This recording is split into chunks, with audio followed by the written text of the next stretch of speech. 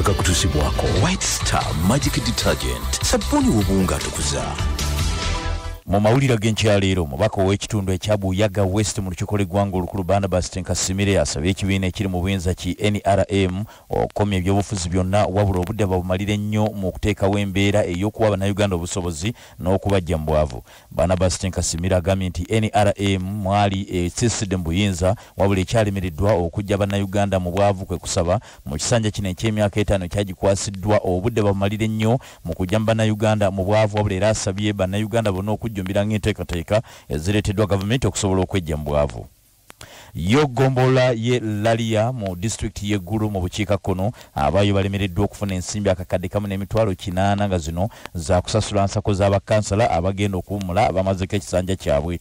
Akumu Pamela ng'ono ye mubazi ow'ebitabo omukulu wa gombola eno agambye nti okuva ggulu lwe yafuulibwa site abagiddukanya wamu ne ba parish chiefs bazze bakoonagana era gye biggweredde nga gombola ez'enjawulo ziremereddwa okukuŋŋaanya emisolo okusobola okusasula ensako zaazo. Omuvubuka w'emyaka 22 ng'ono yakkakanakaana akawala k'emyaka 9 n'akatuuza ku sesiriiza asimbiddwa mu kkooti era ono n'asomerwa emisango gy'okujjula ebitannajja n'asindikibwa mu kkomera ya gavumenti ekitalya. Ono ye Mugisha Jackson Ssedduvuto nga muvuzi wa bodaboda Katale aka Bukoto alabise ku maaso g'omulamuzi wa kkooti ya State Hall wano mu Kampala Valerian Tumuhimbise wabula ono tamukkiriza kubaako kyanyiga olw'ensonga omusango gwe yazza gwa naggomola.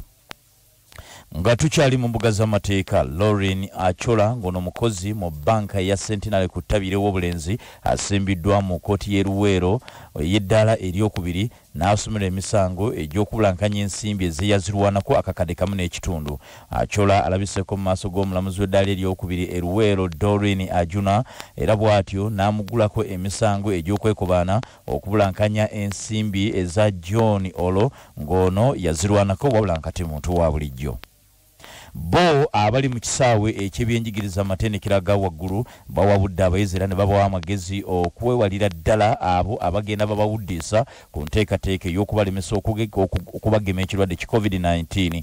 Okusaba kuno kukoleddwa Lawrence Muganga ono nga yakola nga Vice Chancellor owa Victoria University bwe babadde mu nteekateeka ey'okugema okugenda mu maaso ku university eno n'agamba nti kituufu ne sabbiiti ewedde baweereza amabaluwa eri abayizi n'abasomesa bonna okulaba nti bagemebwa ekirwadde kya COVID-19. Ate ye ssentebe w'akakiiko akatwala ebyenjigiriza amasaza ga Buganda omukungu Stephen Muyunga mwennyamivu olw'abakulu b'amasomero abatafuddeeyo kugoberera biragiro ebyateekebwa okulwanyisa ekirwadde kya ssenyiga korona kyagambye nti kino kigenda kuviirako abaana bangi abali mu masomero okukwatibwa obulwadde bwa COVID-19 era nga ne mugamu kyalumbadda. Bannaffe ag'essaawa eno bwegatyo bwe gagenze tubagaliza olunaku olungi n'okukola obulungi emirimu gyammwe nga mukyatuuliriza nze John Makasegawo. Entebereza y'obudde musisimuka. Bana buyikwe mugamba mutiyamwe bale kubanga gye muli nnyo nnyini ddala twebuuzaako mwenna mbeera y'obudde katulabe ekitundu kino eky'emukono kinaabeera kiti eryetya ewaffe buyikwe twabadde ogamunanga abeewamwe tetubafaako ate munnange kaakati tujja kuba nekiddedde ku makya naye nga jjukira olwayo lugenda kusiiba n'akasana teri nkuba teri ndowooza obitegedde